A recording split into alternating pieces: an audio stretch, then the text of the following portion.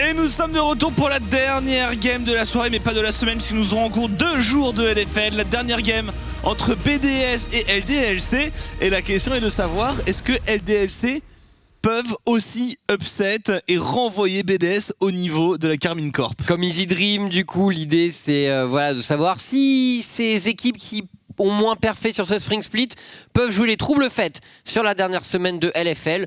Pourquoi pas, tu l'as dit, Easy Dream l'a fait plus tôt dans la journée. Donc on peut imaginer LDLC qui monte un peu en puissance quand même, même si bon, très franchement, il y a encore beaucoup de problèmes. Mais ça va un peu mieux. Va un peu mieux. Et BDS, parfois, ils peuvent être...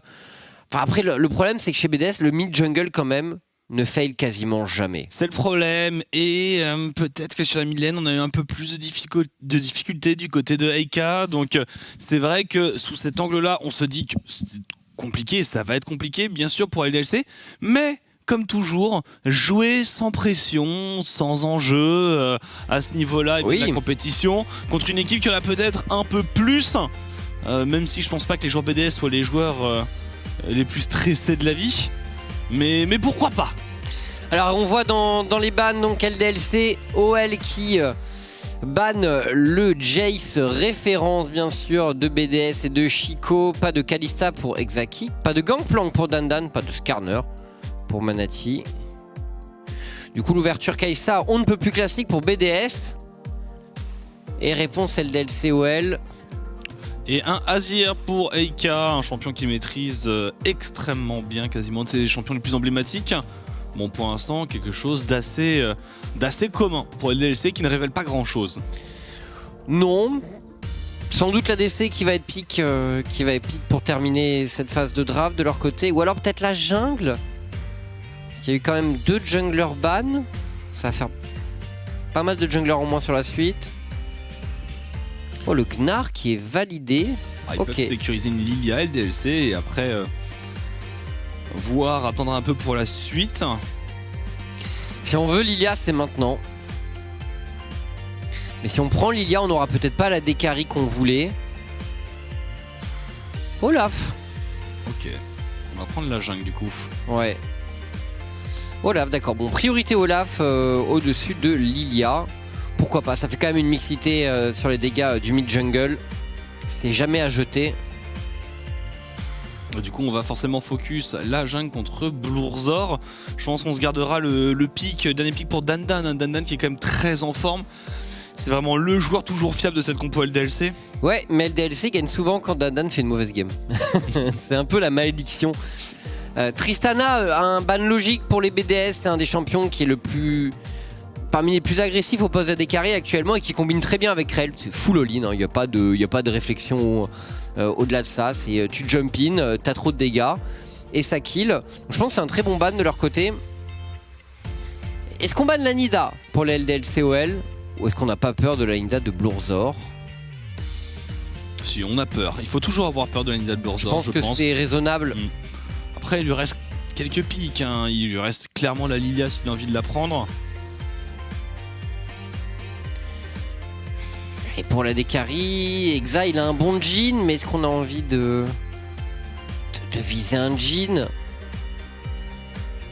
Moi je suis pas un énorme fan de la combo de Jhin Rell, même si c'est pas une mauvaise lane, je trouve qu'il n'y a pas autant de synergie qu'on le voudrait. Xayah donc qui est ban, qui est un des champions qui revient régulièrement face au pick Kai'Sa.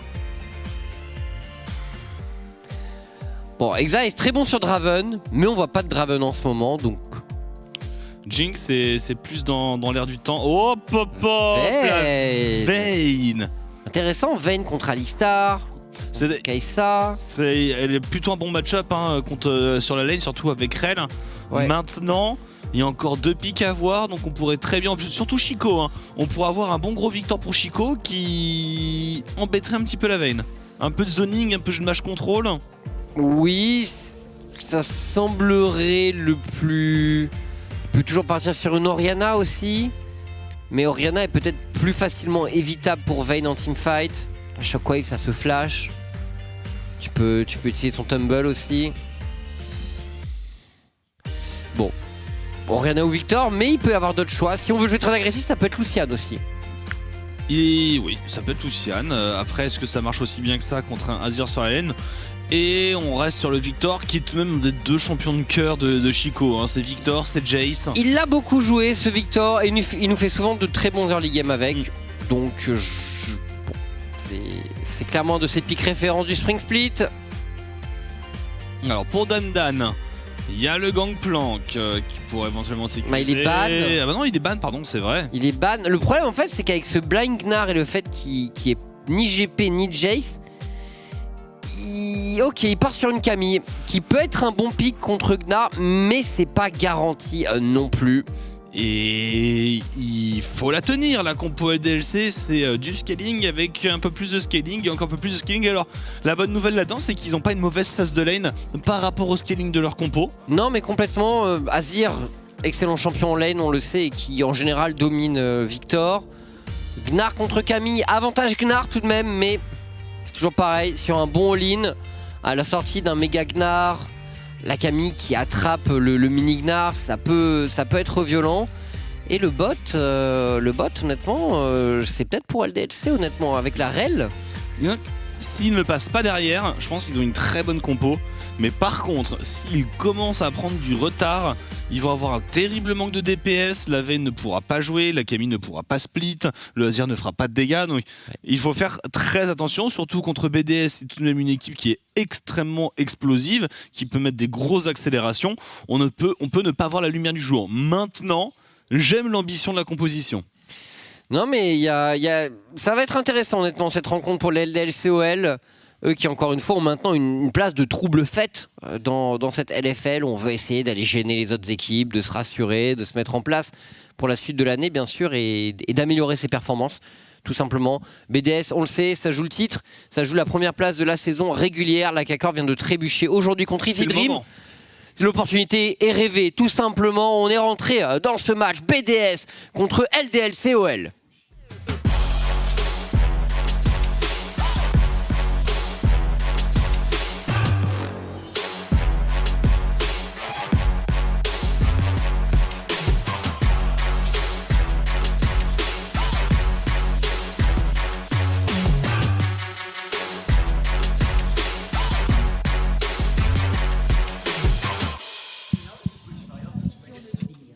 On est parti dans ce match BDS contre LDLC, dernier match de la soirée.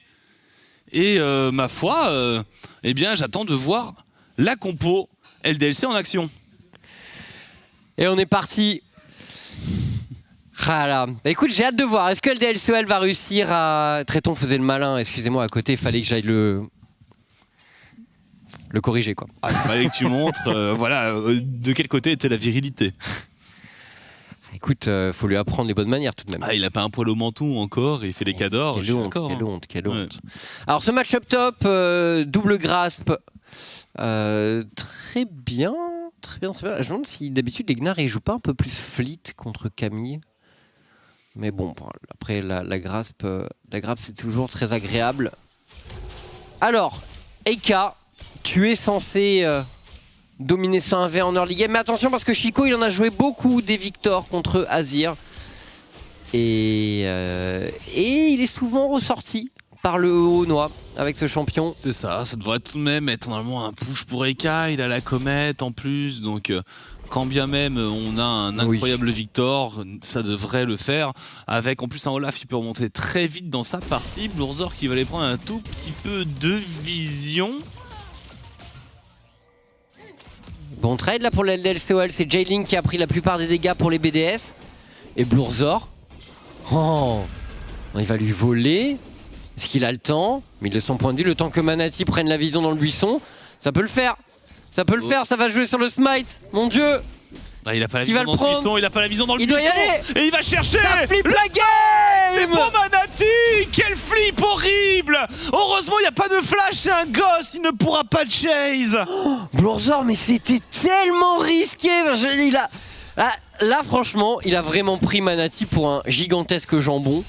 En tentant ce play, mais effectivement Manati s'est beaucoup fait jambonner dans ce split, donc on peut comprendre, mais là, Blurzor qui a pris tellement de risques, c'était vraiment flippy comme play. Eika avait le décalage en premier, hein. Il commençait déjà à bouger en premier. Heureusement que Manati joue au Ghost, parce que sinon c'était un First Blood. Et bon, allez, perte de temps, c'est pas irremontable, mais quand on regarde un peu l'état de la jungle de Blurzor, pas smite, pas de flash, 2 buffs encore up, c'est une petite déroute. Hein. Ouais. Il a rien pris, et si Manati, est-ce que Manati va savoir lire tout ça et aller l'attendre au bon camp? Alors déjà, a priori, il pourrait se permettre d'avoir double scuttle, mais est-ce que Manati qui normalement en solo queue est un prédateur dans la jungle, est-ce qu'il va réussir à tirer parti de cette mauvaise initiative de Blurzor avec un Eika qui en plus a de la priorité? Franchement, c'est là où on l'attend. Eika sur le coup de tour, ça peut être risqué, il met beaucoup de dégâts à Chico dans ce trade. Il va forcer la TP, mais on peut clairement se permettre d'invade pour Manati. Hein. Prio bot, prio mid. Et il vient chercher ce camp de Corbin. Il pourrait même essayer d'aller chercher plus s'il vient prendre l'information. On a le reset TP de Chico. Ça peut être incroyable s'il va au red buff adverse. Ah, quel dommage. Ouais, on se contente des Raptors. C'est déjà une bonne prise, honnêtement. C'est le camp qui est le plus contesté dans une bataille entre deux junglers. Bon, il est tout de même très largement devant. Hein. Mais je peux pas empêcher d'avoir un peu d'amertume. Il prend pas le double Karat. Puis cet avantage se traduit uniquement par ce... Alors en plus forcément de l'avance dans la jungle, mais uniquement par un camp de Corbin volé. C'est-à-dire que Blurzor là il peut AFK farm et il peut essayer de remonter un petit peu. Honnêtement il aurait pu mettre juste une petite hache au red buff histoire de voir. Il l'a même pas fait, c'est dommage. Mais je pense que ça aurait été pas mal juste de prendre l'info sur le raid et d'essayer de voir à partir de là. Bon après il est toujours bien Manati, hein. Niveau 5 contre niveau 3, voilà. On discute de ses choix mais il est quand même à 2 niveaux d'avance toujours. Oui, on se dit juste qu'il y a un peu plus à prendre, c'est tout, mais c'est déjà un incroyable départ. Et il va pouvoir faire son premier reset avec 20 CS d'avance. Voilà, c'est énorme. Et derrière, eh bien, on peut se réorienter. On a même une duo lane et une mid lane qui domine. Et je pense que c'est autour de ces eaux-là qu'il faudrait se concentrer. Et la bonne agression de la duo lane BDS. Ouais, Erdod qui ouvre bien le passage pour que Jailing puisse poser des dégâts. Moi là ce que j'attends de Manati, c'est qu'il conteste tout le temps les Raptors de Blurzor. En plus, ces Raptors et les Raptors de Blurzor sont pas sur le même moment de reset. Donc théoriquement, il est capable d'aller à chaque fois contrôler ce camp. Donc j'attends au rendez-vous Manati. Ça devrait pas tant tarder que ça d'ailleurs. Il y a le dragon au pire, hein, s'il a envie de snowball pour l'early game de son équipe. Et avec Blurzor qui est du côté du bot side. Le lane gank peut-être de Manati. Et c'est parti, il engage. On arrive à pile du côté de Erdot. Blurzor est dans le coin, Manati aussi. Est-ce qu'on décide d'y aller? Le flash out de Yellow Star. Mais Manati il est lourd, le flash in de J-League. Et ça se passe bien pour les BDS. Aïe, ça fait mal. Du coup, Manati qui ne pourra pas au passage tenter d'aller prendre les Raptors adverses vu ce play au niveau du bot. Blurzor qui vient lige de l'XP tranquillement. On le voit quand même. On te voit Blurzor, mais bien joué. Parce qu'en plus de ça, ça apporte un kill à J-Link et Manati qui va peut-être avoir plus de mal. Alors, est-ce qu'il va quand même aller contester ça, Manati? Parce qu'il a la priorité de Eika à disposition. Il va y aller. Il va y aller. Ah, il faut pas se gêner, hein. Il faut pas se gêner. Il n'y a pas de décalage possible pour Chico. Voilà, on est sous la tour, ou alors sinon on va devoir concéder des choses sur la mid lane. Ah, il a pas de ward pour le buisson, Manati. Il a récupéré, je crois. Ah, il me semble qu'il a récupéré. J'ai pas vu. Il me semble, parce que je crois que le CS-Link de Blurzor a pas bougé au moment où... Bon. Bah, c'est bien ce qu'il fait Manati. Il faut pas qu'il lâche ce camp de Raptor. Il est à lui. Il va y avoir un Carapator au bot aussi à venir récupérer. Et de toute façon il a que des lanes qui ont besoin d'énormément de ressources, hein, Manati, donc à savoir s'il continue de full farm ou si à un moment il décide de passer donner un coup de main. Ouais, on le voit un peu plus aller. Alors bon, on voit bien depuis le début que Danda n'a pas vraiment le contrôle sur la top lane. C'est plus le Gnar qui dirige l'échange pour l'instant. Attention J-Link, la bonne phase de CC, peut-être Yellow Star, excellent stun sur J-Link qui n'a plus de flash et la condamnation d'Exakick. Elle prend forme ici. Attention, ce trade Dandan l'ulti sur Aibo. Ouh, le mouvement qui ne touchera pas. Pour Aibo, ça peut être dangereux. L'arrivée de Blourzor, il va prendre une déchireuse Blourzor. La frappe de Manati qui met un ulti. Heureusement, la déchireuse sera évitée. Et on en restera là. Peut-être un ulti un peu hâtif pour Manati. Oh, le Z tellement clutch pour Blourzor qui lui permet juste de se repositionner pour éviter de se faire engage. Et Dandan qui tente son all-in, on sent c'est pas évident quand même. Et pourtant, bon, ce Gnar il a une cull, donc il est pas non plus. Il est pas sur stuff pour l'early game. Pas aussi près de la tour, je pense qu'il y avait largement moyen de le jouer, hein, mais là pour le coup, en plus avec l'arrivée de Blourzor, un peu compliqué, il va devoir revenir avec une téléportation très rapidement Dandan, et il va cancel son back finalement. Manati, rendez-vous au Raptor de Blourzor qui vient de passer niveau 6. Oh là là, Aibo, full HP contre un Dandan sans point de vie. Ouh, oui, parce que là c'est serré. Aibo, il a pas envie de laisser ce reset, mais en même temps, la wave s'interpose. On peut pas. Ouais, mais ça va push pour lui. Hein. Il a un tout petit peu freeze.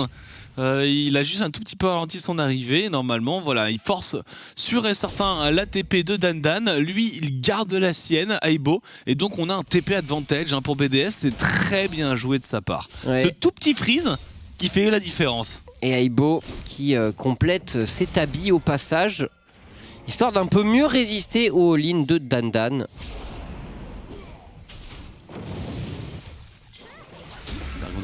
Qui sera commencé côté Manati en red side. Erdot qui va essayer de venir check peut-être, voilà, il va avoir un tout petit peu d'informations mais on peut clairement pas le disputer pour BDS. Eh, avec le TP d'Aibo, ça se dispute mais comme ils ont de la priorité, du coup ils vont trade les BDS. C'est parti pour un héros de la faille. Mais je pense qu'ils ont raison déjà parce que c'est un dragon des montagnes et que tout le monde s'en cogne un peu. Et ils n'avaient pas la vision, ils n'étaient pas en place. Autant prendre ce héros de la faille et essayer de snowball par exemple sur le top side. On a déjà pris une plaque, un petit héros, un petit push. Clairement la Camille elle aurait apprécié un dragon des océans. Mais bon, ces dragons des montagnes, ça change pas trop la donne honnêtement pour les laners. Et on voit la tentative de défense de LDLC, on arrive bien tard. Manati Eika il a quand même en ligne, c'est parti, Eika la confiance. C'est parti, l'ulti qui a été mis directement pour Manati, attention la verseuse en plus, Eika qui devrait tomber et le teamfight tourne à l'avantage de BDS mais on récupère un héros de la faille tout de même pour LDLC. Ouais, un partout, mais héros de la faille pour LDLC OL, donc je pense qu'on est assez content de tout ça. Eika qui a pas hésité à prendre l'initiative. Eika qu'on sent très agressif sur cette game, rien que sur son positionnement en lane face à Chico. On voyait déjà qu'il avait, il a très faim, il a très envie, j'ai l'impression d'être agressif sur ce match. Et là, son engage, il a pas hésité, il a posé son soldat, combo shuffle, assez basique, mais voilà, on rentre dedans et on permet au LDLCOL de venir perturber les BDS. Du coup, on prend Dragon, on prend héros de la faille. LDLCOL qui est venu pour jouer dans ce match. Ouais, il recolle au gold, ça fait beaucoup de bien. On avait dit qu'ils n'avaient pas une compo qui leur permettait vraiment de trop passer derrière, surtout à cause d'un mid-game un peu dur.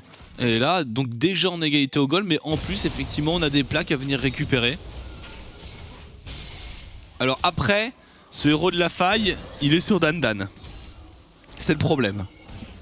Bah, il faut lui mettre un gank. C'est ça. Mais ça rend... Gankez-le. Ça peut rendre un peu prévisible le prochain move. Parce que tu veux pouvoir avoir un bon héros au moins pour prendre 2 plaques sur cette tour. Ouais, une tour qui est full plaque bien sûr. Et j'aurais dit il y avait un autre play mais Dandan n'a pas de TP. Et je pense que le temps qu'il récupère son TP ça risque de faire quoique... Peut-être que ça rentre en réalité dans le timing. Mais dans ce cas-là il va falloir prévoir un très bon play sur le bot side pour les LDLCOL. Mais clairement, là ça doit être la réflexion actuelle chez eux. C'est comment on fait pour que ce Herald ait de la valeur. C'est pas en laissant la Camille en 1v1 contre le Gnar. Donc faut trouver une solution. Soit on crée le surnombre sur le top side, soit on attend la TP de Dandan. Je serais plus partisan de faire du jeu sur le top side avec la prio. J'ai l'impression qu'en plus il y a Yellowstar qui est en roaming. Et en vrai, pourquoi pas aller au bout du roaming en allant sur le top side avec le Olaf, juste en faisant un push nature. Ouais, mais après le problème c'est que la veine souffre, je suis d'accord. Puis Alistar ça peut dive avec son ulti et tu setup parfaitement l'ulti de la Kai'Sa, donc c'est un peu risqué quand même. Il y a une petite fatigue. C'est une veine, il y a le flash. Aibo qui agresse. Ouais, Dandan prend beaucoup de dégâts. Le coup de tour. Manati en couverture. Et le temps file pour ce héros de la faille. La TP de Dandan revient également. Mais le... Oh là là, quel ulti ici de Dandan qui esquive parfaitement. L'ulti du Gnar de Aibo est derrière. Est-ce qu'on peut trouver le Holiday? Oui, Eika traversera les murs et apportera ce kilo LDLCOL. Manati, plus d'ulti, il faut reculer. Dandan a pulvérisé Aibo là-dessus. Quel ulti! C'est massivement outplay.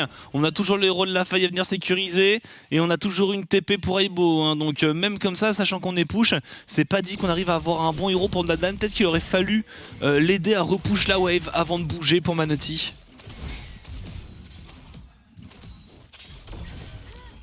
Et le héros de la faille, toujours.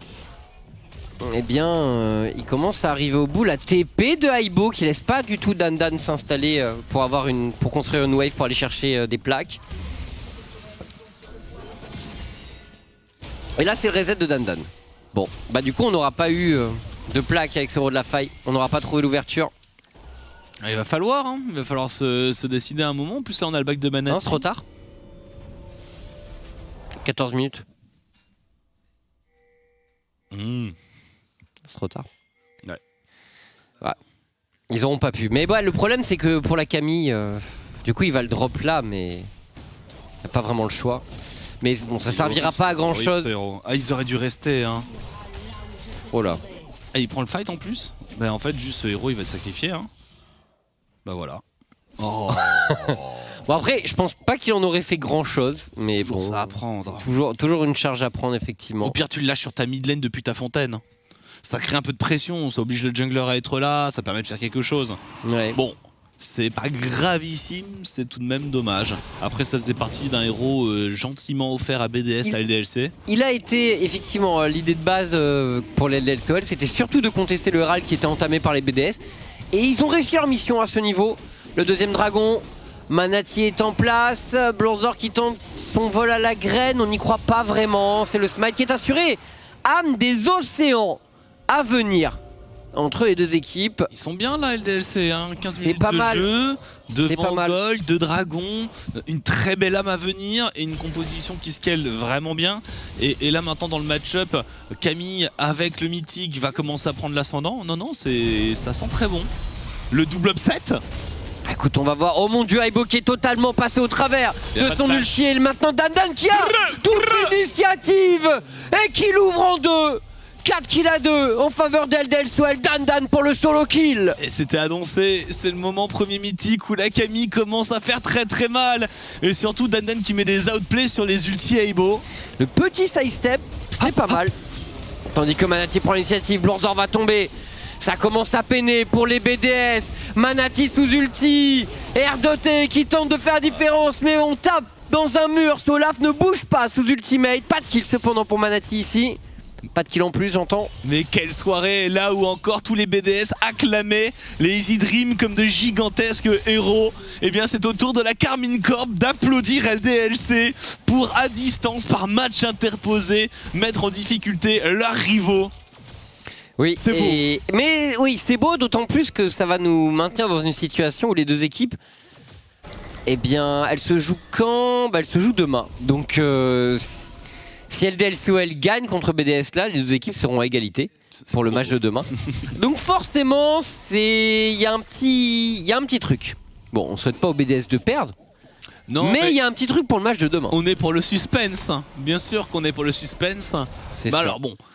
On s'enjaille, mais rien n'est fait. Hein. On a vu Gamers Origin perdre la partie avant, avec bien plus d'avantages que n'en ont LDLC dans cette game-là. C'est vrai. Voilà, donc pour l'instant tout est ouvert bien sûr. Mais LDLC en bonne situation. Les mythiques sont là. Tandis que du côté BDS, on n'a toujours pas son mythique pour Chico. Toujours pas le mythique pour Bloorzor, même si on le sait, le start Zonia est quand même relativement standard pour Lilia. Et le deuxième Herald qui est contesté sa zone pour Chico. Les graines également de Bloorzor qui s'abattent dans la river. Et on essaie l'endormissement. Repositionnement de Yellow Star, est-ce que ce sera suffisant pour survivre? Ils le veulent. Et ils l'auront. C'est fait, c'est sécurisé, on continue. Du côté d'Ardot, sur Eika, la partition impériale. Eika est encore un tout petit peu pris dans le champ gravitationnel. Il arrivera à disengage. Dandan. Oh, Dandan qui repart tout seul en solo et déjà un doublé sur Jailing. Dan qui s'est un petit peu comme qui était obligé d'utiliser le flash.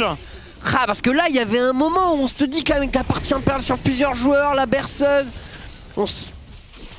Et le slow aussi du l'estropion de Manati, on se dit qu'il y a un moment où. Mais dommage, Dana n'était pas exactement là sur ce timing. On s'est pas synchro. Du coup, on n'arrive pas. Je sais pas si on s'est pas synchro, mais en tout cas, on n'a pas réussi à être tous là au moment où les meilleurs plays sont passés.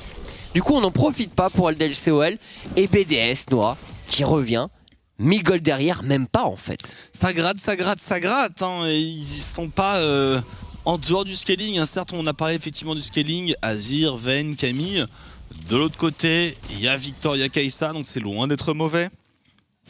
Donc bon, ils sont pas si loin derrière que ça, mais voilà. Il faut voir comment le reste de la partie va évoluer. J'ai quand même tendance à penser que si LDLC joue une game clean, normalement ils ont passé le plus dur.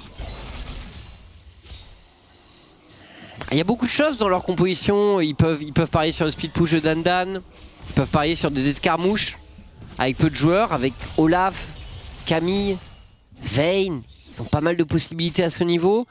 Ils ont du hard engage avec la Rel en teamfight.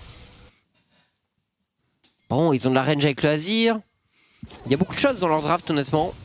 Maintenant, BDS bien groupé, ils ont aussi beaucoup d'atouts.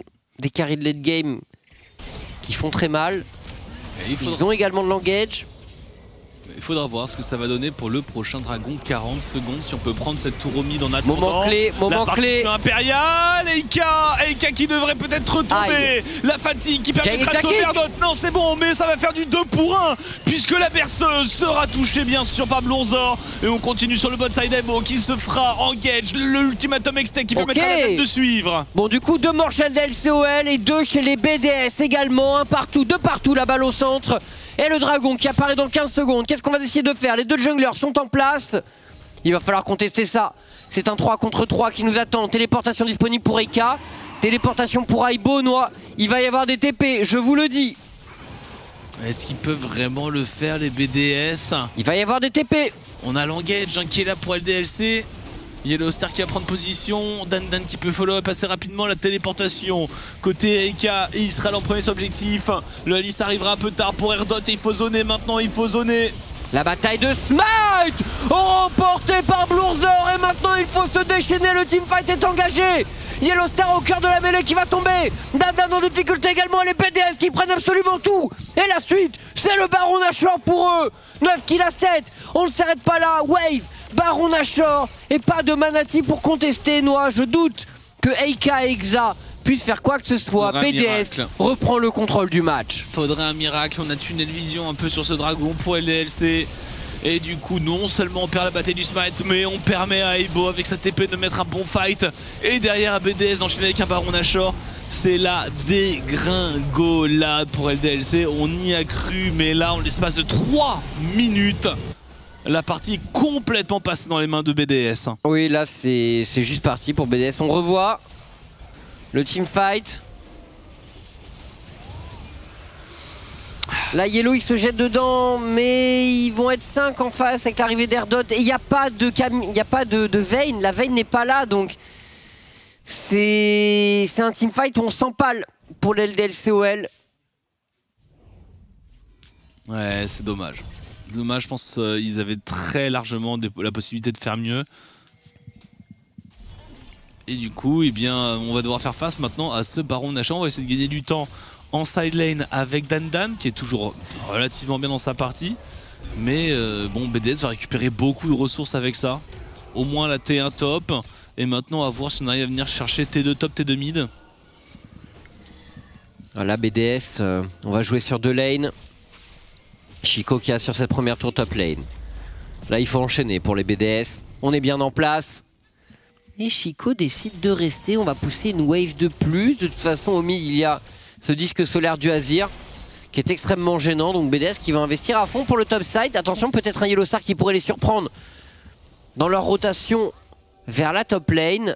Mais non, les LCOL ne sont pas en place pour catch ici. Et BDS qui progresse pour une T2. Et on a en plus directement Aibo qui est déjà en train de faire réavancer la vague au milieu. Est-ce qu'on peut trouver une rotation un peu agressive pour couper l'herbe sous le pied de LDLC et être en avant sur cette tour? On va essayer de faire quelque chose. Erdot, il n'y a pas de vision, hein. Il y va complètement blind. Le Blasting Cone pour se repositionner. Ouais, mais le buff Baron qui donne des tours au BDS, 3ème tour sur ce powerplay Baron. Est-ce qu'on pourrait en prendre une 4ème? J'ai l'impression qu'on s'avance pour faire ça 1 minute avant la fin du buff et on n'arrive pas à défendre. Il va falloir trouver un engage, il va falloir réagir. Pour les LDLC, il faut réagir, il faut arrêter de se laisser faire. Pas si évident. Yellow Star voudrait engage, mais en face il y a un Victor, il y a un Alistar qui peut cancel. Flash Z ulti sur un bon engage sous la tour avec un peu de follow-up. Il a les armes Yellow, tout est disponible, mais il est mid-life donc il pourrait se faire one shot. Et ils hésitent trop. C'est maintenant. Oh. On avait l'impression que c'était maintenant, mais non. Ah, ça manque un peu de confiance pour les DLC. Et bon, on s'inclinera en tout cas. Et un joli push Nashor pour un tout premier baron. 4 tours sécurisés pour BDS. On rappelle, hein, ils avaient 1500, 2000 gold de retard et à peu près 5 minutes de jeu. Et maintenant, ils sont tellement loin devant. Et un bon play fait toute la différence. Et la suite, c'est ce dragon. BDS qui vont se mettre en place. Beaucoup d'items complétés en plus. Touragan de Runan pour J-Link et Sakaisa. Et on voit la tendance au niveau des gold qui s'est très fortement accentuée. Tu le disais, on était un peu plus de 2000 gold d'avance pour LDLCOL. Mais on a tout perdu sur le teamfight autour du dragon. Et maintenant, BDS en contrôle. Allez, 6-1 sur Kai'Sa. Les deux carries sont extrêmement bien dans leur partie, ça va être dur à tomber. Ils veulent Aibo. Oh, ils vont catch Aibo a priori. Alors un kill sur Aibo c'est bien, mais ils ont rien à prendre à Attends, côté. c'est pas fait, il y a le méga, il va pouvoir se retourner, il va pouvoir flash in, il va pouvoir mettre un stun qu'il va rater, dommage. Il s'est peut-être un peu trop chauffé en voyant Chico arriver. Yellow Star qui a la vision. Oh mon dieu, Yellow. Il a à pied Yellow. Oh Yellow, il a à pied le pied de flash. La tempête du chaos. Oh Yellow. C'était pas terrible. Oh, c'était pas terrible. C'est clairement mauvais. Et Dan qui se retrouve avec son hookshot. Il y a une berceuse. Il va être suivi par la berceuse. Le Z, l'atomisation et les combos sont là. 2 morts sur cette action. Ça commence à pick up un peu dans tous les sens pour BDS. On sent bien la tendance qui se fortifie en leur faveur. Dragon à nouveau. Et les BDS qui vont enchaîner bien sûr. Ah, Yellow, j'ai pas compris pourquoi il a pas juste marché dans le buisson derrière pour rejoindre ses coéquipiers sur la lane. Plutôt que de tenter ce passage un peu sneaky. Et puis surtout, une fois que t'as fait ça, t'as 10 secondes avant de pouvoir remonter. Tu as, c'est même pas techniquement, tu as la vitesse de déplacement la plus faible de tous les champions du jeu. Tu es encore pire que Kled sans Skarl. Kled qui bouge pas très vite, hein, c'est vrai. Mais ouais, elle est pire. Donc bon, dedans, c'est compliqué de passer comme ça au nez, à la vue de tous, en espérant survivre dans ce champ de mine. Exa confiant avec sa veine contre un Gnar. Logique. Attention Yellow, il faudrait intervenir. Peut-être l'Aibo qui s'avance. Oh, la téléportation. Beaucoup de TP. Yellow Star qui se retrouve catch par le bus BDS. C'est terminé pour Yellow Star. On cherchait le flank, mais on a trop hésité. Fallait y aller de mon point de vue. Ou alors totalement abandonné directement. Attention, l'engage de Erdot. Exactic totalement isolé désormais, qui doit faire de l'Alcove Gaming, qui est finalement éliminé par J-Link, qui devient totalement divin. La partie impériale de Eika ne sera pas suffisante pour repousser l'agressivité BDS. Double kill de J-Link. Et les BDS qui continuent à engranger des golds et des points dans ce match. C'est dommage parce que l'early game de LDLC était vraiment bon, mais on n'arrive juste pas à s'entendre pour teamfight de façon synchronisée. On n'arrive pas à se réunir au bon moment, à 5, lancer un engage, suivre dedans. Parce que là, Yellow Star, il est là, mais la TP, elle arrive tard. Le Azir, il est pas là. La Camille, elle est pas là. Le Olaf, il est pas là. Et donc, il y a Yellow Star qui est tout seul. Et bon, ben oui, c'est dommage. C'est dommage parce que le reste, ils l'ont. Mais en ce moment, League of Legends, c'est un jeu de teamfight. Et LDLC, dans la ligue, c'est clairement pas les meilleurs. Et le Baron, vous voyez en quart à gauche. Baron tranquillement pour BDS qui déroule. Ça déroule, ça déroule. Attention à l'engage de Erdot. Il est prêt à tout moment, peut-être pas sur la Banshee de Eika. Et on va envoyer le Gnarobot, voilà, pour préparer la transition. La berceuse, un nouveau catch. Oh mon dieu. Ah, il est loin. Hein. Il est loin. Ça va aller. C'était un peu ambitieux, mais bon. C'est pas grave, puisque cet inhibiteur n'est pas défendable. Et on va préparer le bot side pour Aibo. On coupe la rotation, on prend toute la vision dans la jungle. Et je ne vois pas trop ce que les DLC peuvent faire à ce niveau-là de la game. Bah, je sais pas non plus, parce que même s'ils réussissent un teamfight, enfin réussir un teamfight ça va être difficile quand même, avec beaucoup de gold de retard. Ah, ils peuvent encore gagner du temps, LDLCOL, je veux dire. On a Azir Vayne. Donc arrivé à 35 minutes de jeu, ils seront dangereux dans tous les cas. Mais BDS bouge mieux. Allez, encore une T2 qui tombe, la dernière tour à l'extérieur d'ailleurs. On va aller avancer maintenant sur la T3, sur l'inhibiteur. Et la tour devrait tomber, aucune défense possible. Aibo qui va, Aibo, Manati qui est très en l'eau. Ok, c'est qui tombe, c'est fini. C'est fini, terminé, jeu 7 et match, double kill de Kai'Sa. L'inhibiteur qui tombe, la défense ne peut plus rien faire, la Vayne ne pourra même pas atteindre Aibo sans se faire démembrer. Bon, eh bien, on y aura cru, LDLC, merci de nous avoir fait rêver sur ce double upset. Ah, il y a eu des trucs en early game, mais ouais, quand BDS a commencé à se mettre en place, LDLCOL qui ont craqué, Yellow qui fait un match difficile, hein, ouais. Faut le dire. Match difficile de son côté, et BDS qui s'impose et qui arrivera donc, Noah, avec une victoire d'avance sur la Karmine Corp pour le choc de demain. C'est ça, le choc, ce sera demain BDS contre la Karmine Corp. Et Dandan, le pauvre Dandan qui nous fait toujours que des bonnes games. Mais ça suffit pas. Ouais, alors après là, il joue bien, son match-up au top. Il prend 2 fois le Gnar dans les ultis sur l'ultimatum X-Tech. C'est vrai, ouais, vraiment, il a fait des trucs. Mais bon. Non, mais il a fait des trucs, c'est vrai. Pas suffisant. Non, mais après, voilà, première équipe de la Ligue versus une des dernières. C'est pas comme si le résultat vraiment était surprenant. Maintenant, c'est vrai qu'on se prenait à y croire. Bah oui, parce qu'on l'a eu de la part de Easy Dream. Et bon, bah du coup, Easy Dream pour l'instant prend le large sur LDLC au niveau du bas du classement. Voilà, 8ème position, LDLC 9ème, MCES 10ème. Et pendant qu'on continue le rush en tête. Ouais. Maintenant du côté de BDS tout seul. Bah, on va en parler pendant l'after show LFL, Noah, de toute façon. Twist qui va nous décortiquer tous les scénarios restants et possibles. Donc à peu près 600 000, 800 000, 900 000. Non, je crois un peu moins quand même. Un peu moins. Un peu moins à mon avis désormais. On vous laisse avec l'after show Dominos. Vas-y Twist, tous les scénarios.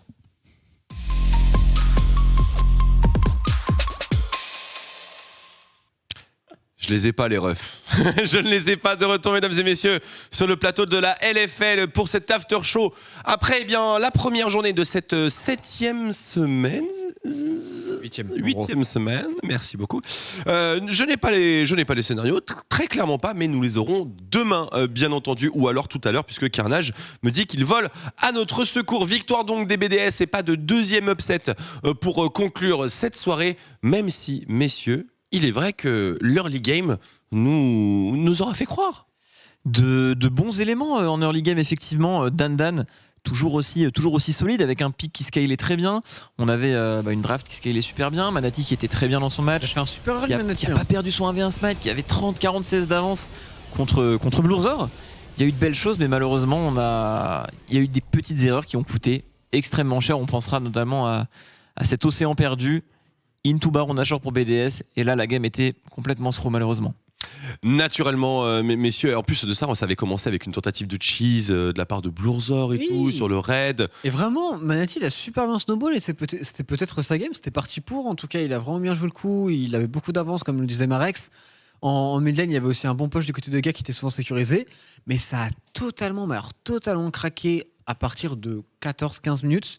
Déjà, on peut se poser la question du héros de la fête qui n'a pas été utilisé du côté de Dandan, c'était un petit peu particulier. Mais pour le coup, Dandan a très bien joué. Mais là, par exemple, ce que fait Eka, le fait qu'il meurt sur ce genre de timing, etc., il y a eu beaucoup trop de fois où les DLC se sont fait catch pour vraiment aucune raison valable. Ça leur a coûté la game, tout simplement. Des soldats mal positionnés, une REL qui jauge mal finalement ses mouvements, hein, comme le disait Chips, un match difficile pour Yellow Star. Pas que, je pense que EK a subi aussi quelques difficultés notables ici. On a également vu à la fin du match Exaki qui va catch une wave topside alors que le dernier teamfight arrive. Enfin, on sentait quand même qu'il y avait une certaine, un peu d'émotion peut-être au sein du collectif LDLC. Et je rejoins bien sûr Marex. Dan. Une game notable hein, tout de même de son côté. On leur a vu dominant sur le topside avec beaucoup de duels bien sûr. Il les a pas tous gagnés.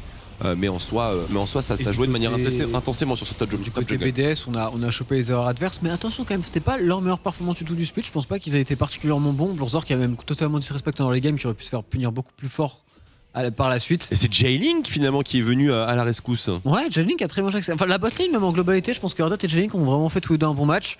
Et même Aibo a quand même tenu sur la top lane alors qu'il a pris pas mal de focus. Donc BDS, ça a été solide, ça a été correct, mais c'était pas du grand BDS.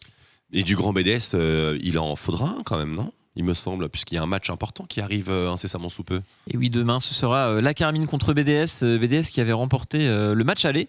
Donc K-Corp se doit de gagner pour peut-être avoir ce sera peut-être un tie-break ici, vu que BDS a gagné. Parce que si la K-Corp gagne, ça rééquilibrera les scores entre les deux équipes qui ont pour la 3e journée, je pense, calendrier pas si difficile que ça. Donc, potentiellement beaucoup de K-Corp BDS pour la fin de cette Super Week. Cassé, il y a Gameward. C'est vrai. Cassé, il y a Gameward en dernière journée, et Gameward, ça peut être piégeux, là où du côté de BDS, je crois que c'est un peu plus facile en termes de calendrier, sur le papier en tout cas. Attention, les calendriers faciles, on a vu que ça voulait rien dire, hein, forcément. Oui, en LFL, oui. Voilà, sur les fins de saison, notamment avec la Carmine qui s'est inclinée face à Isrim grâce, bien sûr, à l'impact colossal de coach Joël. Vous avez la courbe. Non, vous n'avez plus la courbe des goals derrière moi, vous l'avez observé, bien sûr, durant quelques secondes. Bon, pas grand chose à en dire, à part, que finalement, c'était combatif, on était devant, et ensuite, kaboum! Dès qu'on est arrivé dans le mid-game et dans les contestations de vision d'objectifs, etc., accident sur accident. Au niveau des LDLC OL, messieurs, MVP, Most Valuable Player, où est-ce que votre cœur vous mène au sein de la team BDS?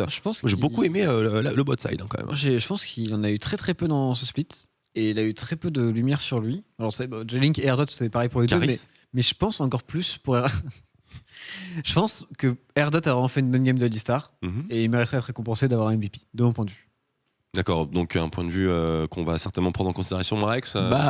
Effectivement, moi j'hésitais entre. Je pense que ça revient au rôle d'AD Carry ou de support pour cette game-là. D'accord. Après, je me dis que Tréton est peut-être un petit peu biaisé vu qu'il juge un support en tant que main support. Et je ne saurais départager, donc Twix, ça va être. Ça demande aux casters aussi ce qu'ils en pensent. Chips, Erdot ou. Vous mettez un peu dans la sauce là. Ou J-Link. Le MVP, il est pas facile dans ce match, mais c'est certainement la botlane. La botlane, c'est un duo, c'est un tandem, c'est beaucoup de choses. On va peut-être aller côté team support. Chipsou a l'air d'être d'accord avec toi. Moi, je suis objectif, bien sûr. Je suis host, donc je ne m'exprimerai pas. Ce sera donc pour Erdot, le support player de nos chers amis de BDS. Mais ça pouvait être Erdot comme ça pouvait être J-Link en soi. La botlane, vous l'avez compris, qui aurait été très importante pour rassurer le collectif BDS. Puis on salue la performance de Jane quand même, qui je crois prend sa première Kai'Sa. Donc aussi on est peut-être déjà en train de se préparer pour les playoffs du côté de BDS. On change un petit peu de style de jeu, on essaie de donner plus de poids sur la botlane, et ça a bien fonctionné dans cette game. Et voilà, cette botlane existe complètement, et les BDS ne se résument pas finalement à l'axe top, mid, jungle. On est bien d'accord là-dessus.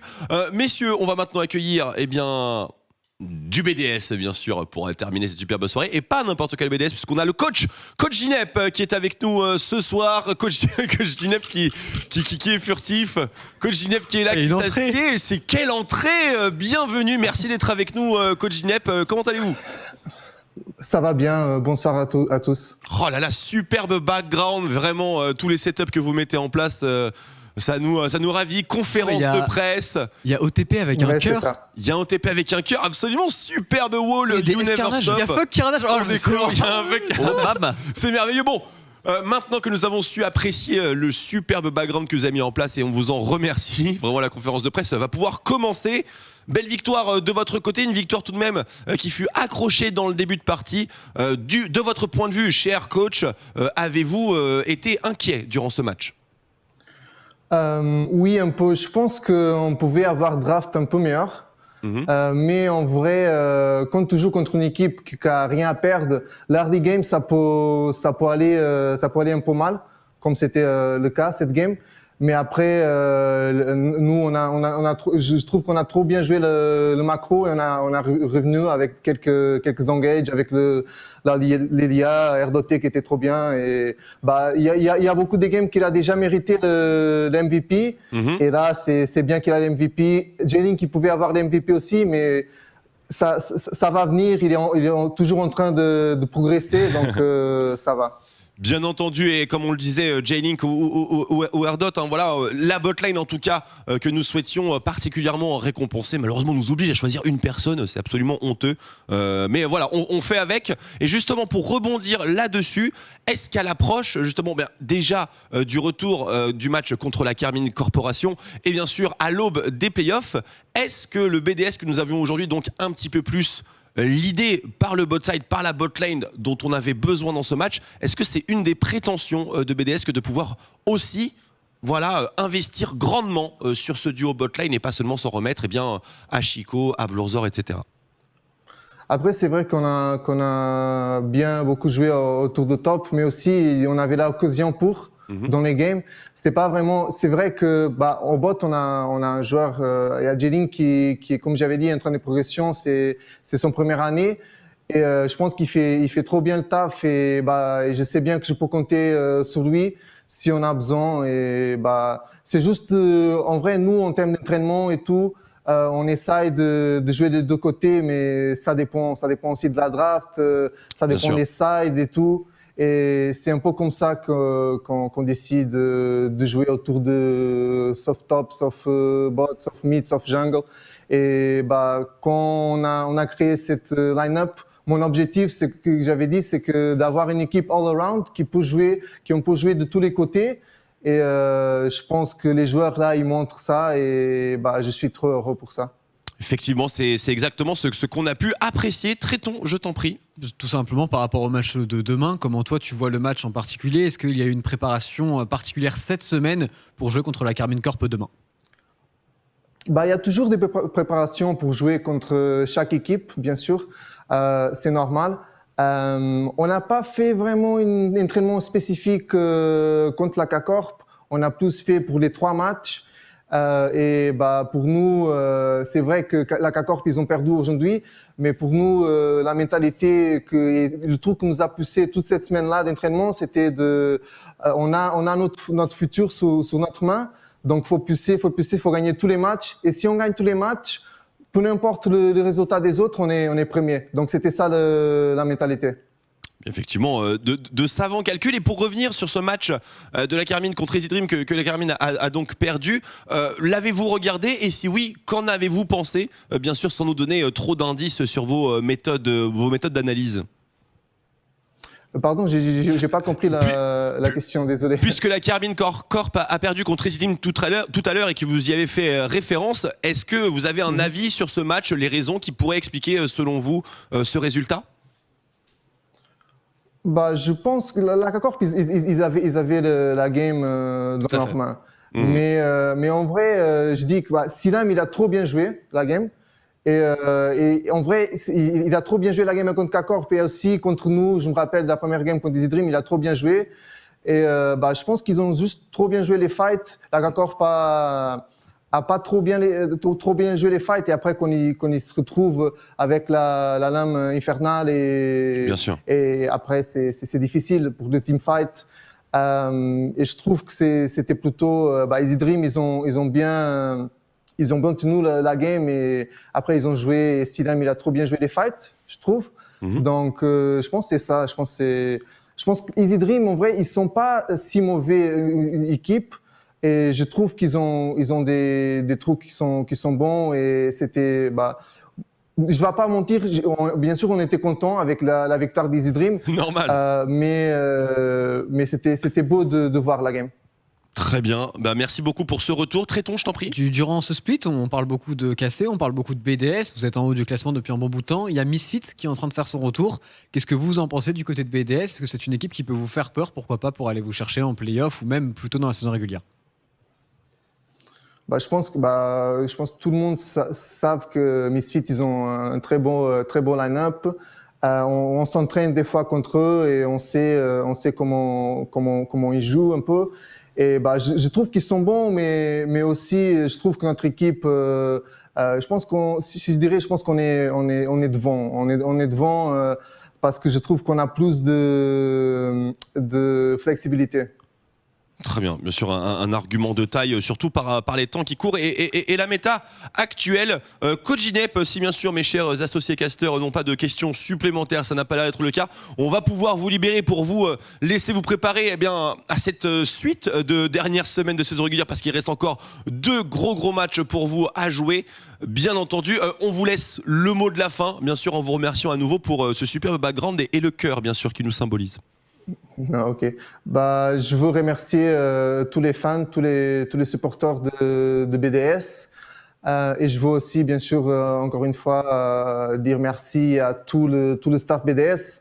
Parce que, en vrai, c'est la première fois que je pense que je me sens vraiment chez moi, ici. Tout le monde est trop gentil, tout le monde taffe bien et tous les jours, c'est une joie de venir ici dans l'office de BDS et aussi pour mes joueurs parce que ils sont juste trop bons, ils s'entraînent bien et ça se montre et je suis trop content de travailler avec eux. Écoutez, on est extrêmement ravis pour vous également et ravis de voir à chaque fois ces sourires et votre bonne humeur au sein du plateau. Merci beaucoup pour cette interview et puis excellente soirée et puis à très vite bien sûr et bon courage pour la suite des efforts assez lourds que vous avez à fournir encore. Ok, merci à vous. Bonne soirée, ciao. Au revoir. Très très bonne soirée, ciao. Merci coach Ginep. Coach Ginep donc qui était avec nous. Coach BDS, toujours un plaisir de l'avoir. Je trouve qu'il s'exprime merveilleusement bien. Ça me termine parce qu'ils n'ont pas besoin de sponsors donc ils n'en ont pas. Bon, est-ce que c'est vraiment la raison? Je sais pas, mais en tout cas, ils n'ont pas de sponsor. Et du coup, à la place de mettre des fuck carnage, de mettre des têtes de chiens, de mettre des logos OTP, des logos LFL et tout, je trouve ça archi smart. Et vraiment, pas une seule fois, ils ont réutilisé un seul plan de cam dans toute leur gaming house. Et en vrai, il faut quand même leur donner un peu de crédit pour ça parce qu'ils ont dû taffer. Ce sont des efforts, absolument, pour renouveler ça. La dernière fois, on s'en souvient aussi. Nous-mêmes, on a la flemme. Hein. Nous-mêmes, on a complètement la flemme de faire ce genre de truc. Donc, félicitations, bien sûr, aux BDS qui, décidément, ne font que se faire remarquer sur plein de points de vue.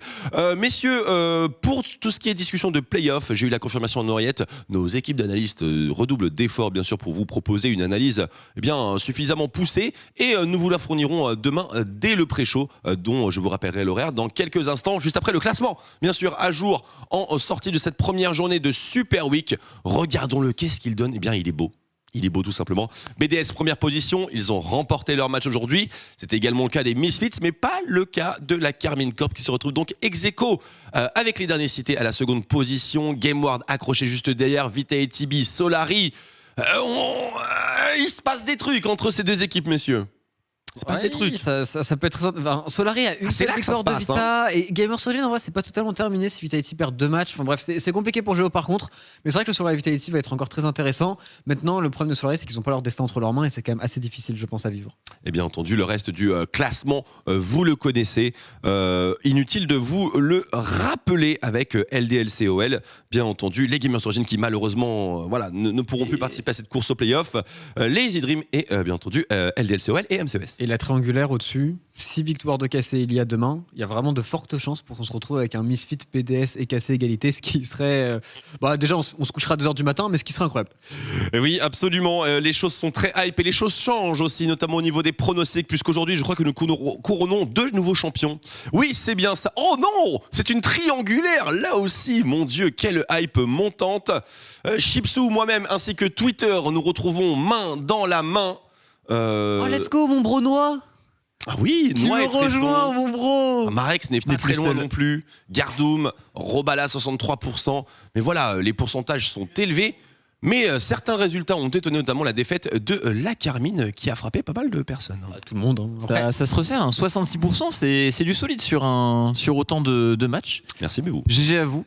Et ça fait plaisir de voir Tréton toujours autant en galère. Mais pour les playoffs, j'ai un petit backup derrière, ça fait plaisir. Ouais, un petit coup. Reviens de loin. Tu arrives à te mettre dessus. Mais j'arrive, tu sais que j'arrive. Écoute, je t'attends Marex, de toute façon, en tant que Tréton est tout en bas. Je suis ravi Ils avaient 10 goals d'avance Gamers Origin. Ils auraient pu faire l'effort quand même. Hein. Ça m'aurait mis très très bien en prono. Ah d'accord, on parle des équipes maintenant, bravo monsieur, très professionnel. Écoutez, ne prêtez pas attention à cet énergumène, regardez plutôt l'agenda de demain, il est stacked, il est absolument monstrueux. Et juste choisissez, vous avez l'embarras du choix. Solari contre LDLCOL, bien sûr, cette course frénétique au playoff, MCES contre GameWard, toujours dans la même thématique. Les upsetters vont-ils pouvoir upsetter K-Corp BDS, un match absolument banger max. Vitality TV contre Gamers Origin. Bien, il y avait une portée dans ce match, malheureusement, qui s'est éteinte aujourd'hui. Bon, toujours beaucoup à jouer. Toujours beaucoup à jouer pour Vitality TV, bien sûr, mais je voulais dire que pour Gamers Origin, il y avait quand même... Ouais, mais c'est pas totalement fini. Je crois les avoir vu tweeter qu'ils étaient out des playoffs, hein, personnellement. Bah ouais, mais je pense que s'ils gagnent là contre Vita et si Vitality perd demain et si Solari perd aussi, il y a peut-être moyen qu'ils soient tous les trois égalité. Eh bien écoute, peut-être qu'il y a une décimale vraiment... que nous n'avons pas pu, mais Gamers Origin n'a pas l'air d'être au courant. On leur apportera peut-être la bonne nouvelle. Qui sait. Et Missy Première contre Easy Dream, Marex. Ouais, Solari qui joue en premier hier, demain, c'est très intéressant comme aujourd'hui parce que s'il remporte la partie, Vitality aura un petit peu cette pression et pas le droit de perdre. On rappelle que la 5e place va très probablement se jouer entre Solari et Vitality. Solari n'a pas le droit à l'erreur et Vitality non plus, et on peut se retrouver sur une égalité. Match très important aussi, K-Corp BDS, K-Corp qui doit gagner pour potentiellement avoir un tie contre BDS. Ça fera un petit BO3 après, troisième match après match aller-retour pour potentiellement accrocher le top 1, sécuriser U-Master. Mais attention, parce que derrière, il y a aussi Misfits qui toque à la porte, qui monte en force et qui pourrait, pourquoi pas, gratter une première place si K-Corp arrive à vaincre BDS. Et avec Misfits qui pousse derrière, ça veut dire que si KC perd contre BDS demain, ils peuvent passer de première place à 3e place, et ce qui veut dire que pour les EU Masters, c'est déjà beaucoup moins garanti. Mais écoutez, on va mettre ça tout simplement bien joli avec notre équipe d'analystes et notre équipe d'artistes pour que vous puissiez tout comprendre. Parce que très honnêtement, bon, je n'ai pas tout suivi. Non, pas entendu.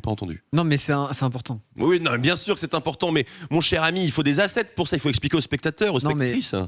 Un autre truc. On leur donne l'avant-première. Imagine juste. Avec les embrouilles qu'il y a eu avec certains pays dans les années passées, avec juste Carnage et moi. Oui. Imagine juste la cassée en EU Master. Avec la pseudo sur Twitter qu'ils peuvent avoir. Bah oui. Quand va y avoir des matchs contre G2 Arctic et Cassé, Espagne-France. Ah bah oui.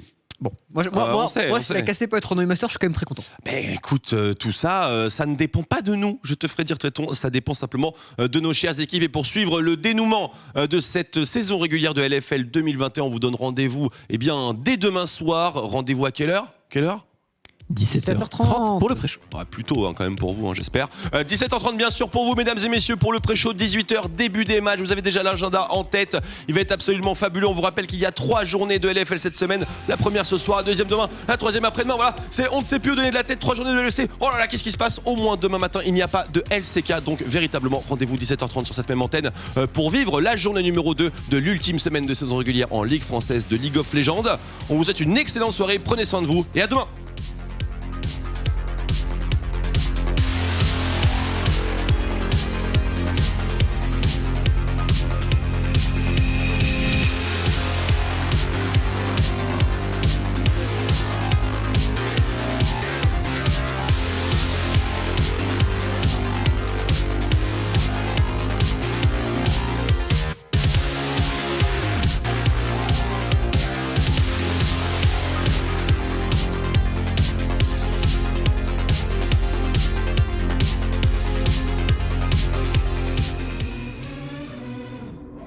PDS a montré beaucoup de belles choses. C'est loin d'être un adversaire qui est free win. Et surtout, Twix, on se bat pour la place numéro 1 en LFL. Oh, la superbe éruption solaire. Et c'est Sagan qui se fait spontanément dépaper le combo prometteur de la Carmine. Pas assez de dégâts. Bon Dieu, quelle exécution. On a beaucoup appris de nos défaites, on a beaucoup appris de nos games. On est capable de gagner contre tout le monde vraiment facilement quand on joue à notre meilleur niveau. Le monde de voir claquer son flash. On flash hit pour les 2 joueurs de la Carmine Corp. Est-ce qu'on peut vraiment aller le chercher? On force la flash sur sortie. Le Q-Spell de Sagan. Le Q-Spell de Sigroff pour le first blood pour la Carmine. We just need 6 wins to be champions. 3 games of the regular split and then 3 games on the final. That's what we aim for. C'est compliqué, il faut pas qu'il tombe pas, qu'il faut qu'il reste vivant. Il est tombé finalement. Kiko partition impériale absolument colossale. Et derrière on peut enchaîner peut-être pour les BDS. est envoyé à l'assaut. La shockwave, on veut prendre tous les barons d'achat pour les missiles premières, mais on risque tout simplement de s'empaler. Bloorzor qui met des dégâts monstrueux, le triple kill et le carnage des BDS. Et là, on se bat pour la première place. Une de ces deux équipes sortira en tête. Le pouce de Seiken, cette excellence, retour dans la mêlée pour Adam. Il n'a peur de rien. Et les midfield premières se font terrasser 1-1. Il va se retourner Adam parce que c'est un bonhomme, un véritable guerrier avec Seiken et son rage et un premier kill. Ça y est, la Gatling Astor s'enclenche. C'est du 1 pour 1, on va essayer de disengager. Adam continue à sustain et le doublé. Le triplé, monsieur Seiken. Quadra kill pour Seiken.